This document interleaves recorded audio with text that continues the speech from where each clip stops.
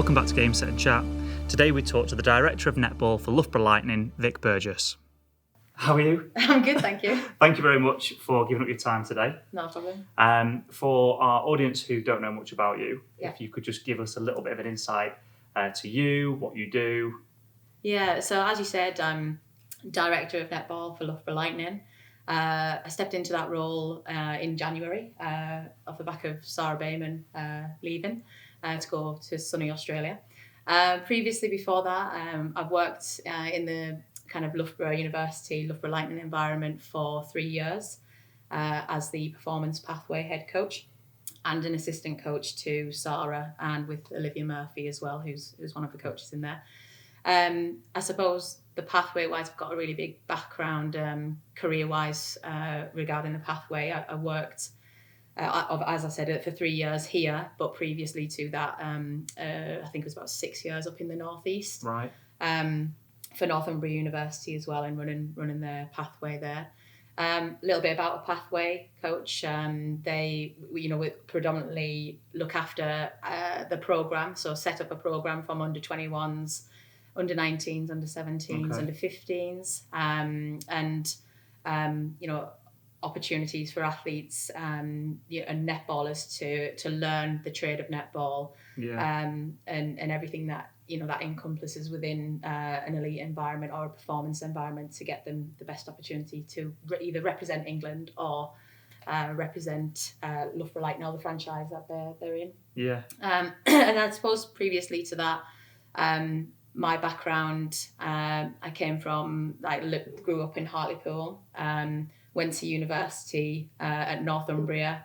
I was an elite athlete at the time, and it probably wasn't, academics-wise, wasn't really at the top of my list.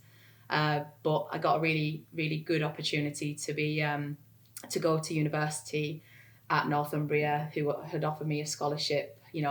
Background-wise, family-wise, didn't have lots of money, so that support really meant a lot to me. Yeah. And actually, gaining that degree and that level of support from the university has kind of set me up from where I am today with my kind of sports development and coaching degree, and set me on a path to coaching and sports and beyond being an athlete.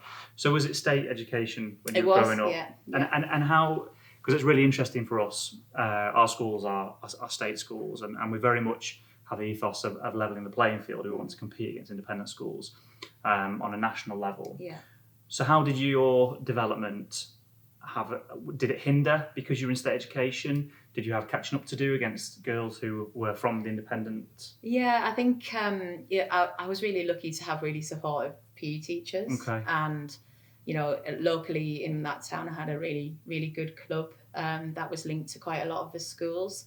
Oaksway, the club that was in, they're still in national prem at the moment, and the volunteers and the coaches in there linking in with the schools and the delivery, doing one-to-ones in a school environment. The school letting us access the sports facilities before the school day or at lunchtime, but they loved it as well because ultimately we were doing well for our club, but we were also doing well in our school environment. And I remember just teachers being really supportive of not just the PE teachers but the academic teachers being really supportive of that as well, and it's interesting allowing us some time to to catch up in like reading time and in the library and things. So there was some flexibility, but I'm not sure whether that was just because at the time I was involved in like an England program and an England pathway, whereas I suppose in a state school, if you have that little bit of elite,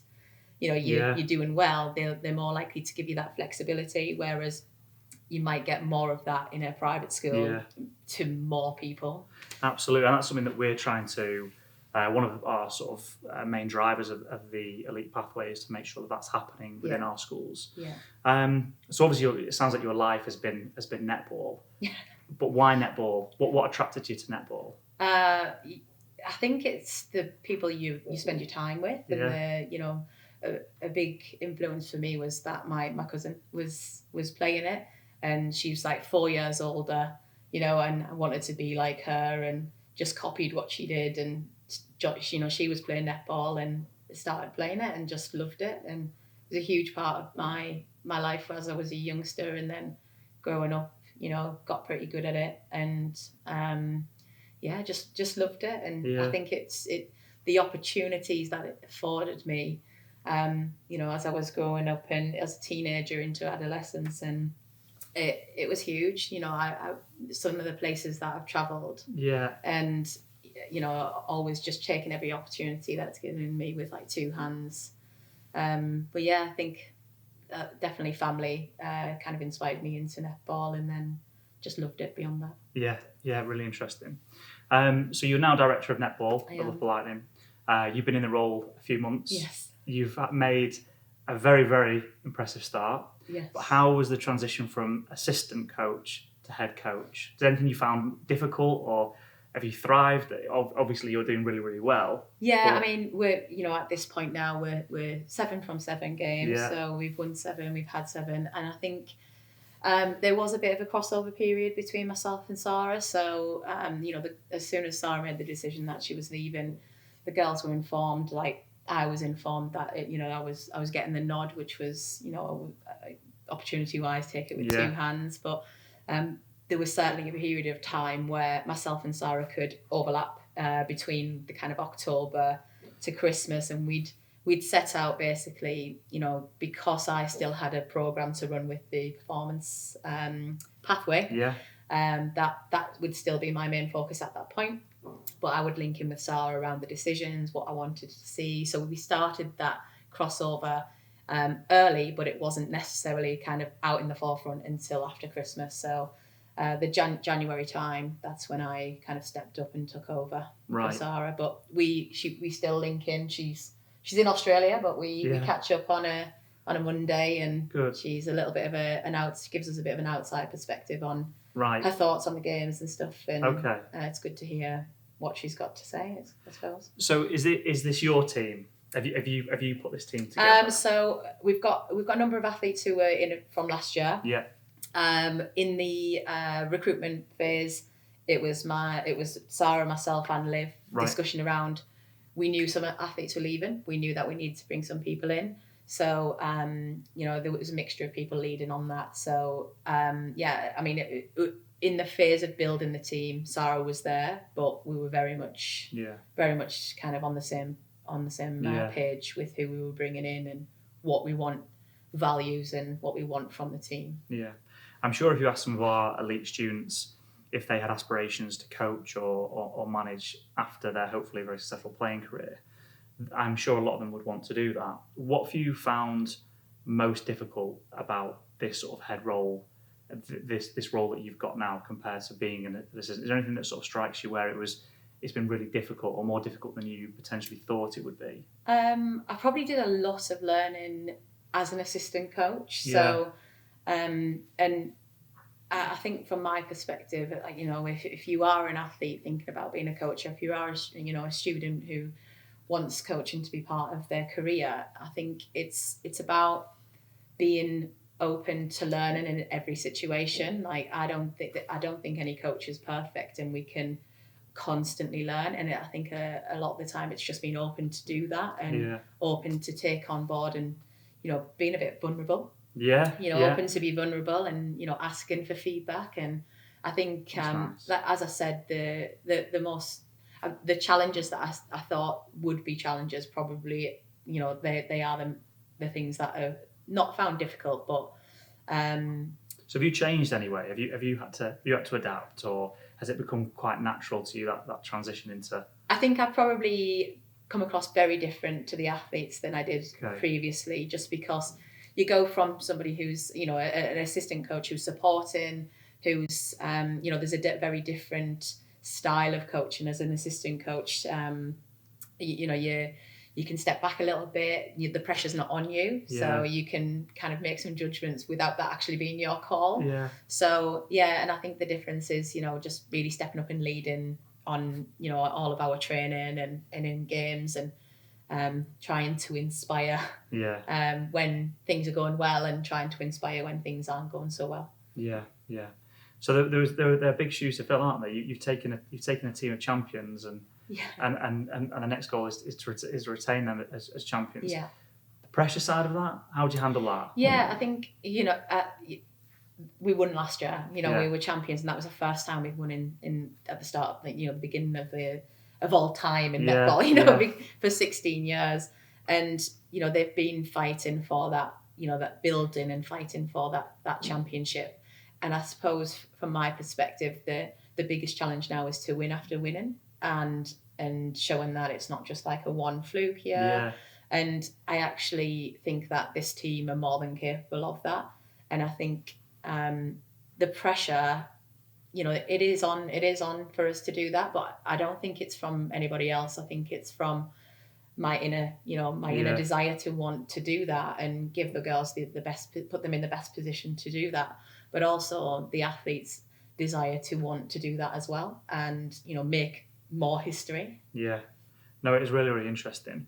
So obviously you're now your head coach of the women's netball team. How does that differ from you being involved in a pathway? Or the pathway is something that's obviously quite close to me in what I do. Yeah. So how does that differ? How does your sort of approach to that sort of really elite level, we must win, to nurturing this young talent? Is there a big difference? Yeah, there is. I think it across the pathway, and when you're working with younger athletes, it is about performance. We call it a performance pathway. It is about performance, and we want, everybody wants their franchises or their teams to win, but actually the biggest focus is the athlete development and it being athlete centered, and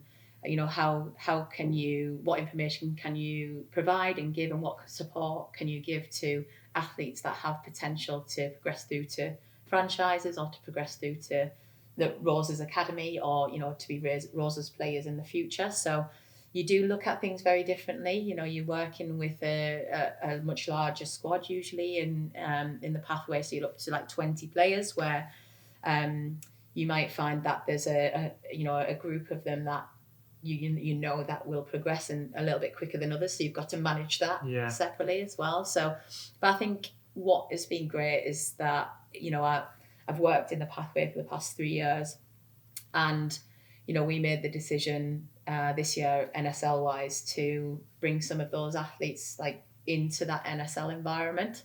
And we signed Ella Bowen, who's previously played under 19s and under 21s for Lightning, and Georgie Brock Taylor, who unfortunately got injured just before the season start, but she was coming in as a training partner. So what's great for me as like a previous pathway coach and now an NSL coach is that we have that belief that these athletes are going to come through our pathway and can make a really good, impactful individuals within that squad, and they bring something different and they can hold their own in that environment. Yeah. So it is really important to us to have that kind of real link between the pathway and NSL.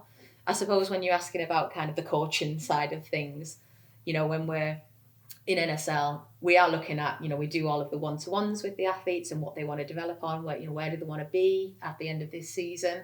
But then there is a real focus on how can we get better as a team. Yeah. And each week we have a different opponent, so we've got to analyse that, what we're going to do against them, how do we fix up what didn't go so well the game before. So it does look very different in a training environment from an NSL perspective to a kind of pathway environment where it's more athlete centred. And you oversee that? You oversee the analysing the opposition each week? Yeah, so I work with that. We've got some really good support staff at Loughborough Lightening. Right.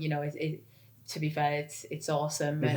And we've got a performance analyst, Andy Butterworth, who massively supports me in kind of looking at where we're at on the actual stats of the game. We work really closely with him in games as well around, can he pick out where we can win more ball, and then he can come down and show us the clips at half time. And so we try some new things, some different things that other people haven't quite tried yet. So it's good to just explore how we can utilise all of those like different disciplines to help the team to get to where it needs to be. Yeah, because I suppose we're sort of, one of my roles is to make sure that the potentially students won't make it into full-time or professional sport, but what other roles there potentially are there. So it's really interesting to hear you talk about that. You've obviously got it's clear the way you speak, you're completely passionate about netball, and you've done very, very well. Obviously, what you're doing at the minute is unbelievable. But if you could give your younger self that one bit of advice, or if there's a thing that you think, looking back, I could change that one thing, what would that be? I don't think I would change anything. It would be more about me as an individual. I would say, get comfortable being uncomfortable. Yeah, nice. And, don't be afraid to put yourself in situations where you're a bit frightened you're a bit scared in that situation. Yeah, like this. Yeah, exactly. That's the thing, if you'll get through it and then you become more confident with it. So I think if to my younger self, I'd probably say get comfortable putting yourself in, uncomfortable situations. Yeah, that's brilliant. Well, thank you very much for your time. I really, really appreciate it. And good luck this season. Thank you. Thanks a lot.